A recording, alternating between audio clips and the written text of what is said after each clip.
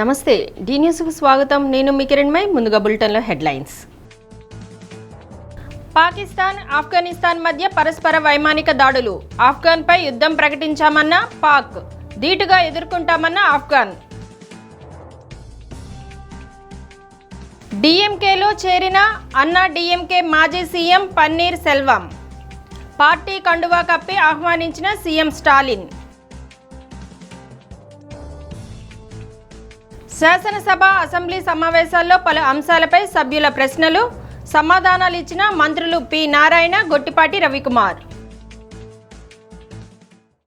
పాకిస్తాన్ ఆఫ్ఘనిస్తాన్ మధ్య ఉద్రిక్తత తీవ్రమయ్యాయి. సరిహద్దుల్లో ఇరు దేశాల మధ్య భీకర దాడులు కొనసాగుతున్నాయి. ఈ క్రమంలో పాక్ కీలక ప్రకటన చేసింది. ఆఫ్ఘన్పై బహిరంగ యుద్ధం ప్రారంభించినట్లు తెలిపింది. ఈ మేరకు పాక్ రక్షణ మంత్రి ఖవాజా ఆసిఫ్ ఎక్స్ వేదికగా పోస్టు పెట్టారు. మా సహనం నశించింది, ఇప్పుడు మీకు మధ్య బహిరంగ యుద్ధమే అని ఆఫ్ఘనిస్తాన్ను ఉద్దేశించి పేర్కొన్నారు. గురువారం రాత్రి ఆఫ్ఘన్ దాడులకు బదులుగా పాక్ వైమానిక దాడులు ప్రారంభించింది. దీనికి ఆపరేషన్ గజబిలిల్ హక్గా పేర్కొంది. తాలిబాన్ దళాలపై పాక్ సైన్యం బలంగా స్పందిస్తుందని ఖజావా పేర్కొన్నారు. కాబూల్లో 3 సార్లు పేలుడు శబ్దాలు వినిపించాయని తాలిబాన్ అధికారులు పేర్కొన్నారు.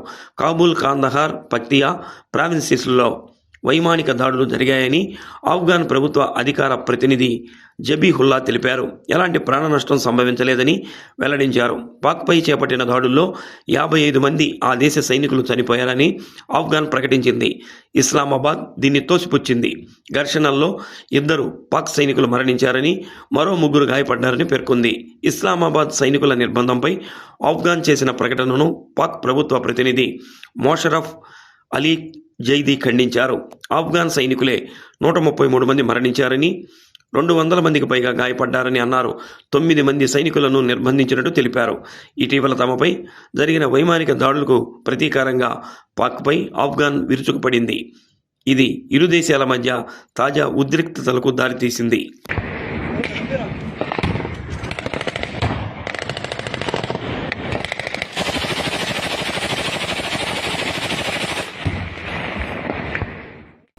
అసెంబ్లీ ఎన్నికలకు ముందు తమిళనాడు రాజకీయాల్లో కీలక పరిణామం చోటు చేసుకుంది. రాష్ట్ర మాజీ ముఖ్యమంత్రి అన్నా డిఎంకే బహిష్కృత నేత పన్నీర్ సెల్వం డిఎంకే పార్టీలో చేరారు. ఆయన కుమారుడు మాజీ ఎంపీ రవీంద్రనాథ్తో సీఎం ఎంకే స్టాలిన్ సెల్వంకు కండువా కప్పి పార్టీలోకి ఆహ్వానించారు. టీ కొట్టు యజమానిగా ఉన్న పన్నీర్ సెల్వం అన్నా డిఎంకే ఎమ్మెల్యేగా గెలుపొంది జయలలిత మంత్రివర్గంలో పనిచేశారు.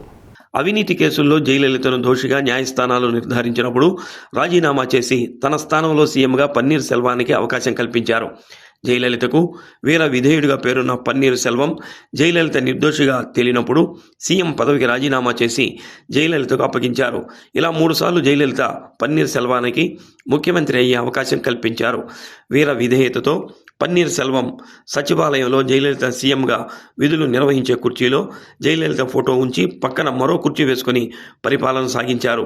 జయలలిత మరణానంతరం సీఎం కావాలనుకున్న శశికళకు కోర్టులో చుక్కెదురు కావడంతో చక్రం తిప్పిన బీజేపీ అన్నా డిఎంకే సహకారంతో ఎడప్పాటి పళనిస్వామిని సీఎం పీఠంపై కూర్చోబెట్టింది.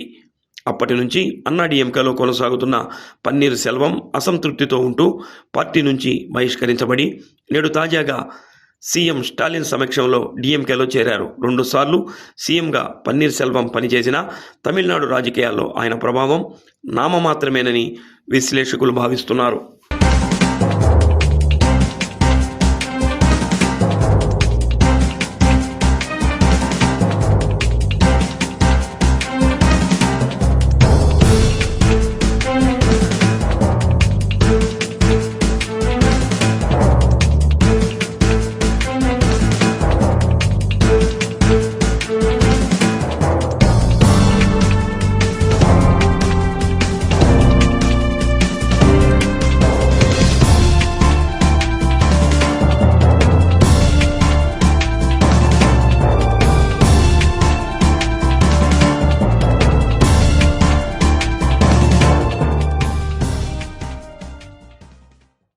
శాసనసభ అసెంబ్లీ బడ్జెట్ సమావేశాల్లో స్పీకర్ అయ్యన్న పాత్రుడు అధ్యక్షతన 0 అవర్లో సభ్యులు అడిగిన పలు ప్రశ్నలకు ప్రభుత్వం తరపున మంత్రులు సమాధానం ఇచ్చారు. పలువురు సభ్యులు తమ నియోజకవర్గ కేంద్రాల్లో అండర్ గ్రౌండ్ డ్రైనేజీ సిస్టమ్ ఏర్పాటు, మరికొందరు విద్యుత్ సమస్యలను సభ దృష్టికి తీసుకువచ్చారు. తిరుపతి జనసేన శాసనసభ్యుడు ఆరణి శ్రీనివాసులు, తుని ఎమ్మెల్యే యనమల దివ్య తిరుపతి తునిలో అండర్ గ్రౌండ్ డ్రైనేజీ ప్రాధాన్యతను, పెరుగుతున్న జనాభా అవసరాలకు అనుగుణంగా తగిన ఏర్పాట్లపై అడిగిన ప్రశ్నలకు పురపాలక మరియు పట్టణాభివృద్ధి శాఖ మంత్రి పొంగూరు నారాయణ సమాధానమిస్తూ ప్రస్తుత పరిస్థితిని సభ దృష్టికి తీసుకొచ్చి భవిష్యత్తులో చేపట్టబోయే అండర్ గ్రౌండ్ డ్రైనేజీ పనులకు సంబంధించి నిధుల ప్రాధాన్యతను అనుసరించి చేస్తామని తెలిపారు. 65,000 అధ్యక్ష. ఫ్లోటింగ్ పాపులేషన్ కూడా చాలా ఎక్కువగా ఉంటుంది ఇక్కడ. చుట్టుపక్కల ఇండస్ట్రీస్ కూడా చాలా దివీస్ కానీ, హెట్రో కానీ, అలాగే డెక్కన్ కానీ, అరబిందో కానీ ఇవన్నీ ఇండస్ట్రీస్ ఉండడం మూలాన ఇక్కడ పనిచేసే ఎంప్లాయీస్ కూడా మన తుని టౌన్లోనే రిసైడ్ అయ్యి ఉంటారు అధ్యక్ష. కాబట్టి ఎకనామిక్ యాక్టివిటీ కూడా బాగా జరుగుతుంది అధ్యక్ష ఇక్కడ. అలాగే మన కూటమి ప్రభుత్వం చేపట్టిన ఎన్నో మంచి కార్యక్రమాల వల్ల కూడా తుని టౌన్ చాలా అభివృద్ధి చెంది ఎకనామిక్ యాక్టివిటీ కూడా బాగా పెరుగుతుంది అధ్యక్ష. కాబట్టి నేను గౌరవ మంత్రివర్యుల్ని రిక్వెస్ట్ చేస్తున్నాను అధ్యక్ష, ఈ అండర్ గ్రౌండ్ డ్రైనేజ్ సిస్టమ్ అనే ప్రపోజల్ కూడా మన స్వచ్ఛాంధ్ర భాగంలో మా స్వచ్ఛ తుని కూడా చేర్చాలని నేను రిక్వెస్ట్ చేస్తున్నాను అధ్యక్ష. అలాగే మన తుని టౌన్ వచ్చేసి ఇది ఒక గేట్వే టు SEZ కూడా. ఈ పాయింట్ కూడా కొంచెం దృష్టిలో పెట్టుకొని మన తుని టౌన్కి ఒక అండర్ గ్రౌండ్ డ్రైనేజ్ సిస్టమ్ ఏర్పాటు చేయవలసిందిగా కోరుతున్నాను అధ్యక్ష. Tirupati town present population 4.5 lakhs అధ్యక్ష. అంతేకాకుండా ఒక 75,000 నుంచి 1,00,000 వరకు ఫ్లోటింగ్ పాపులేషన్ ఉంటుంది అధ్యక్ష. 30 చదరపు కిలోమీటర్ల ఏరియాలో విస్తరించింది. రోజుకి 54.5 MLDల లిక్విడ్ వేస్ట్ జనరేట్ అవుతుంది అధ్యక్ష. అయితే మొత్తం నెట్వర్క్ 408.41 కిలోమీటర్ల నెట్వర్క్ వేయాల్సింది అధ్యక్ష. అయితే 283.41 కిలోమీటర్ల UGD నెట్వర్క్ ప్రజెంట్ ఉంది. మరొక 125 కిలోమీటర్ల నెట్వర్క్ని చేయాల్సింది అధ్యక్ష. ఎందుకంటే అనేక విలేజ్లు ఇవన్నీ మెర్జ్ అయినవి.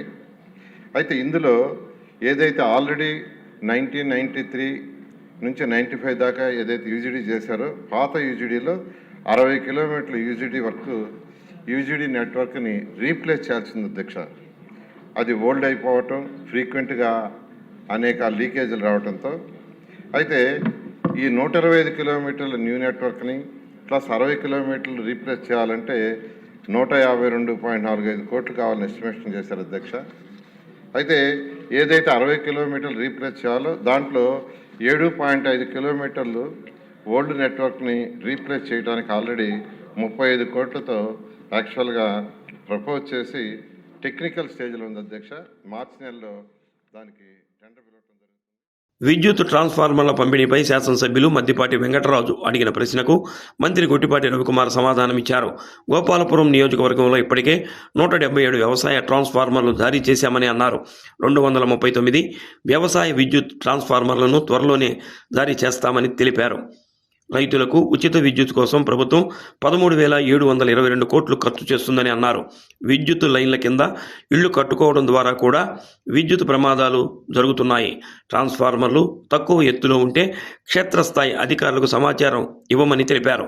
ప్రమాదాల నివారణకు విద్యుత్ అధికారులు ఎల్లప్పుడూ సిద్ధంగా ఉన్నారని అన్నారు. విద్యుత్ ట్రాన్స్ఫార్మర్లు మిగతాది ఏదైతే ఉన్నాయో ఇప్పుడు వ్యవసాయ సీజన్ ఉంది కాబట్టి ఇవ్వలేకపోయాము. ఇప్పటి నుంచి బిగిన్ చేసి మిగతా 229 ఉన్నాయో అవన్నీ కూడా తొందరలోనే కంప్లీట్ చేస్తాం సార్. ఈ ప్రభుత్వం దాదాపు 13,722 కోట్ల రూపాయలు ఖర్చు పెడుతుంది సార్ ఒక్క అగ్రికల్చర్కి సంబంధించి ఉచిత విద్యుత్కు సంబంధించింది సార్. ఈ సంవత్సరం అయితే దాదాపు రాష్ట్రం మొత్తం మీద 1,10,000 పైన కనెక్షన్స్ అగ్రికల్చర్ కనెక్షన్స్ ఇచ్చాము. వీళ్ళ కాన్స్టిట్యున్సీలో కూడా దాదాపు ఇప్పటికే చాలా పెద్ద ఎత్తున కనెక్షన్స్ ఇచ్చాం. మిగతా అన్నింటిని కూడా తొందరలోనే కంప్లీట్ చేస్తామని చెప్పి చెప్తా ఉన్నాను. ఇంకా పలు సమస్యలు అడిగారు. విద్యుత్ లైన్లు షిఫ్టింగ్ అడిగారు. అది చాలా ఖర్చుతో కూడింది. వాటి మీద ప్రత్యేక దృష్టి పెట్టి ఏం చేయాలని చూస్తున్నాం. ఖచ్చితంగా పామాయిల్ విస్తరించాల్సిన అవసరం ఉంది రైతుల కోసం. అవన్నిటికి కూడా ఏమేమి కార్యక్రమాలు చేయాలో అన్నీ కూడా తప్పకుండా చేస్తాం. మేము అడిగేది ఏంటంటే కొంత అవగాహన కల్పించి మన ఎమ్మెల్యేలు కానీ ఎక్కడైతే పామాయిల్ పంటలు ఉన్నాయో అవగాహన కల్పించి కొద్దిగా ఈ టైప్ ఆఫ్ పోల్స్ వాడమంటున్నాం సార్. మనం కట్ చేసేటప్పుడు అందరూ కూడా ఇనపై వాడటం వల్ల కొద్దిగా జాగ్రత్తలు తీసుకుపోవటం వల్ల విపరీతమైన యాక్సిడెంట్స్ జరిగి కూలీలు చనిపోతూ ఉన్నారు. మనం ఏమడుగుతున్నామంటే కవర్డ్ ఫైబర్ రీఇన్ఫోర్స్డ్ ప్లాస్టిక్ అని ఇప్పుడు వచ్చినాయి సార్. అది ఒక్కోటి 5,000 నుంచి 4,000 నుంచి 5,000 ఉంటుంది. వీటిని రైతులు కనుక రైతు కూలీలకి అందజేసి వాటి ద్వారా పని చేపిస్తే కనుక చాలా వరకు యాక్సిడెంట్స్ తెచ్చిపోతాయి. వీటిని వాడమని చెప్పి పలుసార్లు రిక్వెస్ట్ చేసినాం. అదేవిధంగా మనకు పవర్ లైన్స్ ఇళ్ల మీద నుంచి వెళ్తున్నాయని చెప్పారు. వాటి మీద దృష్టి పెట్టాం. కొన్నిసార్లు మన ఫండ్స్ అవైలబిలిటీని బట్టి దాని తర్వాత ఒకటి చేసుకుంటూ వెళ్తున్నాం. చాలా పెద్ద ఎత్తున ఉంది సార్. గతంలో పవర్ లైన్స్ కిందకి వెళ్ళి ఇల్లు కట్టుకుంటూ ఉన్నారు. వాటి వల్ల ఈ ప్రమాదాలు ఎక్కువగా జరుగుతున్నాయి. అట్లానే వ్యవసాయ పామాయిల్ తోటలు వేసేటప్పుడు కూడా పవర్ లైన్స్ ఉన్న చోట ఒక లైన్ వదిలిపెట్టకుండా అవి కూడా వేసిన తర్వాత దాదాపు చెట్లు ఒక 10 మీటర్లు పెరిగిన తర్వాత యాక్సిడెంట్స్ అయ్యి ఆ గల్లలకు వచ్చినప్పుడు యాక్సిడెంట్స్ అయ్యి చాలామంది చనిపోతున్నారు. అట్లానే ట్రాన్స్ఫారాలు కొన్ని చోట్ల తక్కువ హైట్లో ఉన్నాయి, వాటి వల్ల యాక్సిడెంట్స్ జరుగుతున్నాయి అంటున్నారు. వాటి కనుక సంబంధించి ఏదన్నా ప్రత్యేకం ఉంటే కనుక మా దృష్టికి తీసుకొస్తే కనుక ఇమీడియట్గా వాటిని సరిచేసి యాక్సిడెంట్స్ జరగకుండా నివారించడానికి ప్రభుత్వం. వెండి తెరపై మంచి జోడీగా పేరు తెచ్చుకున్న hero Vijay Devarakonda, heroine Rashmika Mandanna 3 ముళ్ల బంధంతో ఒకటయ్యారు.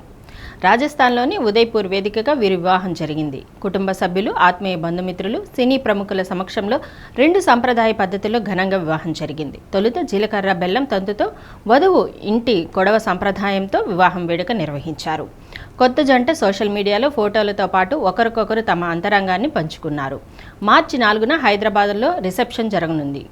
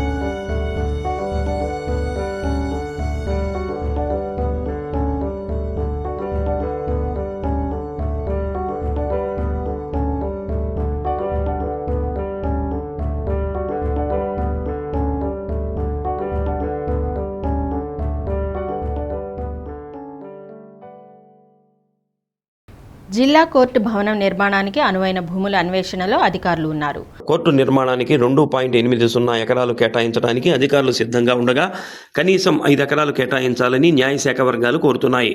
Collector Vinod Kumar revenue అధికారులతో కలిసి గురువారం పారిశ్రామిక ఎస్టేట్ చెరువు జొమ్ములపాలెంలో ప్రభుత్వ భూములు పరిశీలించారు. కలెక్టర్ వెంట ఆర్డీఓ గ్లోరియా, తహసీల్దార్ సలీమా ఉన్నారు.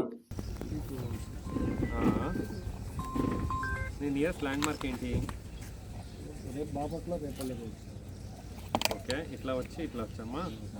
ఇదేంటి 1291 ఏముంది? 1291 ఏపీఐఎస్ వెళ్ళినప్పుడు ఫిష్ ఫారెస్ట్ చేసి ఇచ్చారు సార్. మొత్తం ఇదంతా 1291. టీమిండియా అదరగొట్టింది. సెమీఫైనల్ అవకాశాలను నిలబెట్టుకుంటూ గ్రూప్ 1 సూపర్ 8 మ్యాచ్లో 72 పరుగుల తేడాతో జింబాబ్వేపై ఘన విజయం సాధించింది.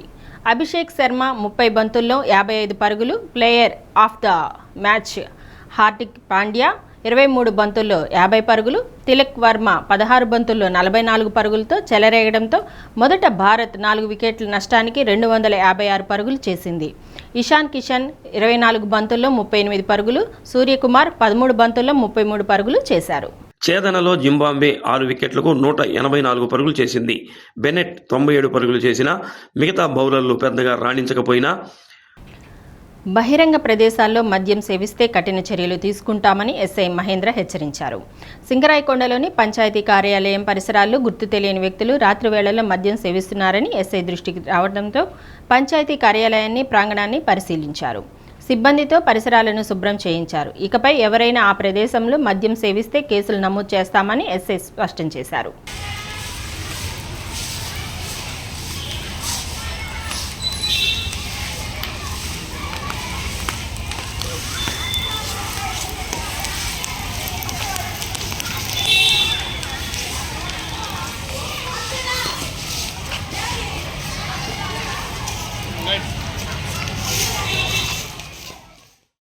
కందుల గిట్టుబాటు ధర వినియోగించుకోవాలని మండల వ్యవసాయాధికారి కొర్రపాటి వెంకటకృష్ణ తెలిపారు. తిమ్మాయిపాలెంలో నాఫెడ్ ఆధ్వర్యంలో గుండ్లకమ్మ ఫార్మర్స్ ప్రొడ్యూసర్ ఆర్గనైజేషన్ ద్వారా కందుల కొనుగోలు కేంద్రం ప్రారంభించారు. కందులు క్వింటాల్లో 1కి 8,000 రూపాయల మద్దతు ధర లభిస్తుందన్నారు. 12% తేమలోపు ఉండాలని సూచించారు. ఆర్గనైజేషన్ చైర్మన్ శ్రీనివాసరావు, కాసయ్య, గుర్రం పేరయ్య, రాంబాబు తదితరులు పాల్గొన్నారు. క్వింటాల్ ఒక్కింటికి 8,000 రూపాయల చొప్పున ఈ ఫార్మర్ ప్రొడ్యూసర్ ఆర్గనైజేషన్ వాళ్ళు కొనుగోలు చేస్తారు. ఈ పంట నమోదైన రైతులందరూ కూడా డైరెక్ట్గా ఇక్కడికి వచ్చి రిజిస్ట్రేషన్ చేయించుకొని వాళ్ళ కందులు అమ్ముకోవచ్చు.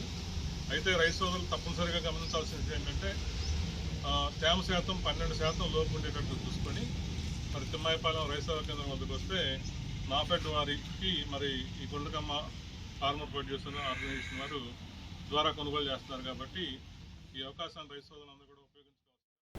ఒంగోలు కర్నూలు రోడ్లోని అందుల పాఠశాలలో డాక్టర్ చప్పిడి వెంగళరావు పుట్టినరోజు వేడుక నిర్వహించారు. అంధ విద్యార్థులకు పండ్లు, భోజనం అందజేశారు. కవితా రచనలతో యువతను మేల్కొల్పుతున్న చప్పిడి కోటేశ్వరరావును సత్కరించారు. దాసరి శివాజీ, ముప్పవరపు గోపి, కంకణ వెంకట్రావు, రాయపూడి యేసురత్నం, చవల పీటర్ పాల్, గద్దల హరిబాబు, మంగమూరు హనుమంతరావు, సురేంద్ర, అందె మోహన్ రావు తదితరులు పాల్గొన్నారు.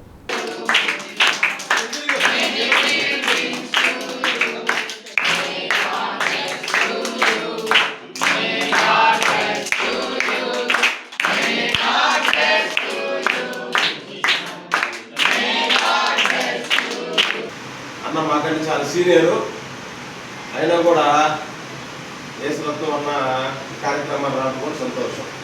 వీరితో పాటు మిమ్మల్ని అందరినీ మా ఇంట్లో 2-3 పిల్లలు ఉంటేనే కొద్ది కష్టంగా చకాచరాలుగా ఉంటారు. కానీ మీ అందరినీ బిడ్డల్లో వస్తున్నట్టు ఒక అంకులు ఉన్నాడు, మీరే చెప్పాలి. ఆ పేరు మోహన్ రావు, లేబర్ అంకుల్ అన్న మీలో శివాజీ కూడా మా అంకుల్ అన్నాడు ఏంటని. మాతో పాటు మా ఫ్రెండ్స్ కూడా ఇచ్చారు, వాళ్ళ పేర్లు కూడా చెప్తాను.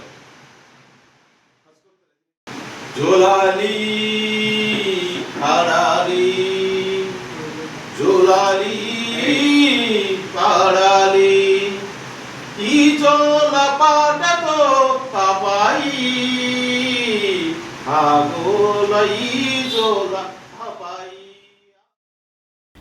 రంజాన్ ఉపవాస వేళలు 28/2/2026 శనివారం. సహరీ ఉదయం 5:07. ఇఫ్తార్ సాయంత్రం 6:22.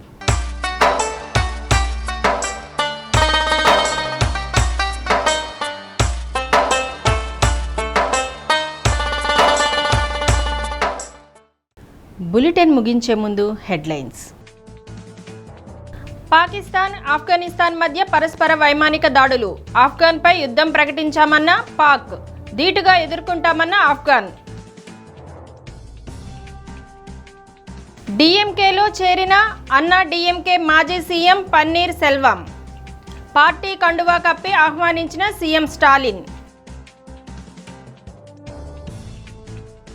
శాసనసభ, అసెంబ్లీ సమావేశాల్లో పలు అంశాలపై సభ్యుల ప్రశ్నలు, సమాధానాలు ఇచ్చిన మంత్రులు P Narayana, Gottipati Ravikumar.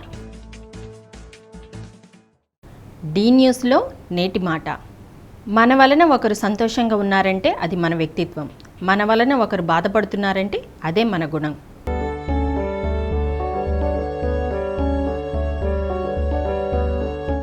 D news ఇంతటితో సమాప్తం.